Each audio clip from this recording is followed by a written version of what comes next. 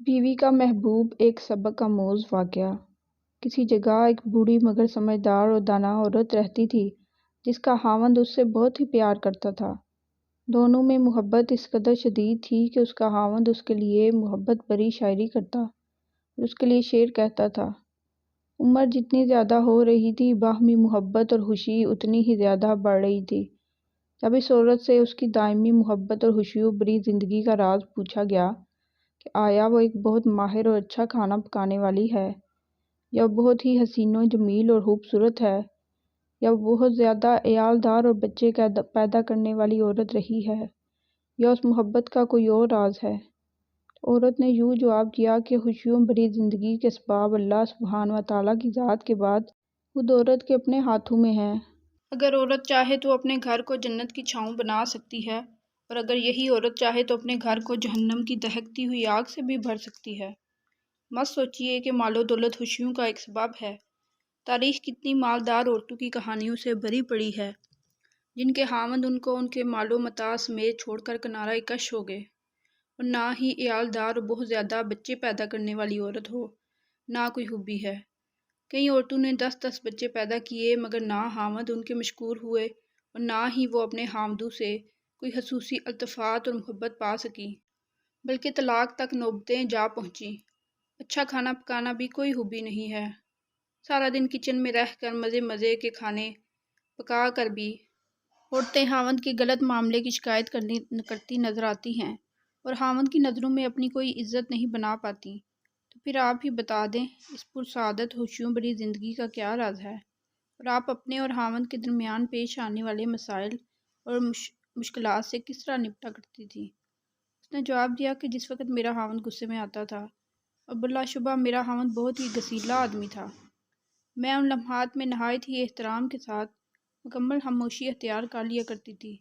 یہاں ایک بات واضح کر دوں کہ احترام کے ساتھ خاموشی کا یہ مطلب ہے کہ آنکھوں سے حقارت اور نفرت نہ جھلک رہی ہو، اور نہ ہی مذاق اور سحریہ پن دکھائی دے رہا ہو۔ آدمی بہت عقل مند ہوتا ہے، ایسی صورتحال اور ایسے معاملے کو بانپ لیا کرتا ہے۔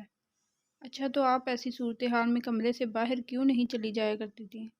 اس نے کہا، خبردار ایسی حرکت مت کرنا، اس سے تو ایسا لگے گا تم مجھ سے فرار چاہتی ہو اور اس کا نقطۂ نظر نہیں جاننا چاہتی۔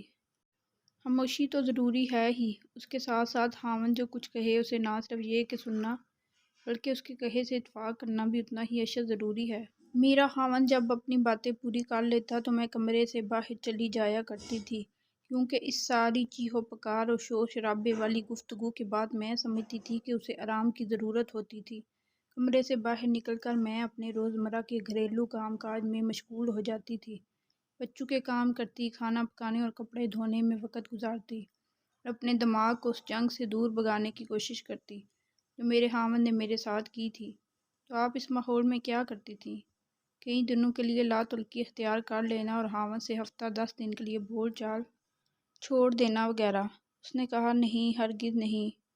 بول چال چھوڑ دینے کی عادت انتہائی گھٹیا فعل اور خاوند کے ساتھ تعلقات کو بگاڑنے کے لیے دو روحی تلوار کی مانند ہے۔ اگر تم اپنے خاوند سے بولنا چھوڑ دیتی ہو سکتا ہے شروع میں اس کے لیے یہ بہت ہی تکلیف دہ عمل ہو۔ شروع میں وہ تم سے بولنا چاہے گا اور بولنے کی کوشش بھی کرے گا، لیکن جس طرح دن گزرتے جائیں گے وہ اس کا عادی ہوتا چلا جائے گا۔ تم 1 ہفتے کے لیے بولنا چھوڑ دو گی تو اس میں تم سے 2 ہفتوں تک نہ بولنے کی استعداد آ جائے گی، اور ہو سکتا ہے کہ تمہارے بغیر بھی رہنا سیکھ لے۔ خاوند کو ایسی عادت ڈال دو کہ تمہارے بغیر اپنا دم بھی گھٹتا ہوا محسوس کرے، گویا تم اس کے لیے آکسیجن کی مانند ہو اور تم وہ پانی ہو جس کو پی کر وہ زندہ رہ رہا ہے۔ اگر ہوا بننا ہے تو ٹھنڈی اور لطیف ہوا بنو، نہ کہ گرد آلود اور تیز آندھی۔ اس کے بعد آپ کیا کرتی تھیں؟ اس عورت نے کہا کہ میں 2 گھنٹوں کے بعد یا 2 سے کچھ زیادہ گھنٹوں کے بعد جوس کا ایک گلاس یا پھر گرم چائے کا ایک کپ بنا کر اس کے پاس جاتی، اسے نہایت ہی سلیقے سے کہتی، لیجئے چائے پیجئے۔ مجھے یقین ہوتا تھا کہ وہ اس لمحے اس چائے یا جوس کا متمنی ہوتا تھا۔ میرا یہ عمل اور اپنے خاوند کے ساتھ گفتگو اس طرح ہوتی تھی کہ گویا ہمارے درمیان کوئی غصے یا لڑائی والی بات ہوئی ہی نہیں، جبکہ اب میرا خاوند ہی مجھ سے اصرار کر کے بار بار پوچھتا تھا کہ کیا میں اسے ناراض تو نہیں ہوں۔ جبکہ میرا ہر بار اس سے یہی جواب ہوتا تھا کہ نہیں، میں تو ہرگز ناراض نہیں ہوں۔ اس کے بعد وہ ہمیشہ اپنے درست رویے کی معذرت کرتا تھا اور مجھ سے گھنٹوں پیار بھری باتیں کرتا تھا۔ تو کیا آپ اس کی ان پیار بھری باتوں پر یقین کر لیتی تھیں؟ ہاں بالکل، میں ان باتوں پر بالکل یقین کرتی تھی۔ میں جاہل نہیں ہوں۔ کیا تم یہ کہنا چاہتی ہو کہ میں اپنے خاوند کی ان باتوں پر تو یقین کر لوں جو وہ مجھ سے غصے میں کہہ ڈالتا تھا، اور ان باتوں پر یقین نہ کروں جو وہ مجھے پرسکون حالت میں کرتا تھا؟ تو پھر آپ کی عزت اور عزت نفس کہاں گئی؟ کاہے کی عزت اور کون سی عزت نفس؟ کیا عزت اسی کا نام ہے؟ تم غصے میں آئے ہوئے ایک شخص کی تلخ و ترش باتوں پر تو یقین کر کے اسے اپنی عزت نفس کا مسئلہ بنا لو، مگر اس کی ان باتوں کو کوئی اہمیت نہ دو جو وہ تمہیں پیار بھرے اور پرسکون ماحول میں کہہ رہا ہے۔ میں فوراً ہی ان غصے کی حالت میں دی ہوئی گالیوں اور تلخ و ترش باتوں کو بلا کر ان کی محبت بھری اور مفید باتوں کو غور سے سنتی تھی۔ جی ہاں، خوشگوار اور محبت بھری زندگی کا راز عورت کی عقل کے اندر موجود تو ہے، مگر یہ راز اس کی زبان سے بندھا ہوا ہے۔ ویڈیو اچھی لگی ہے تو لائک شیئر کریں، چینل کو سبسکرائب کرنا نہ بھولیں۔ شکریہ۔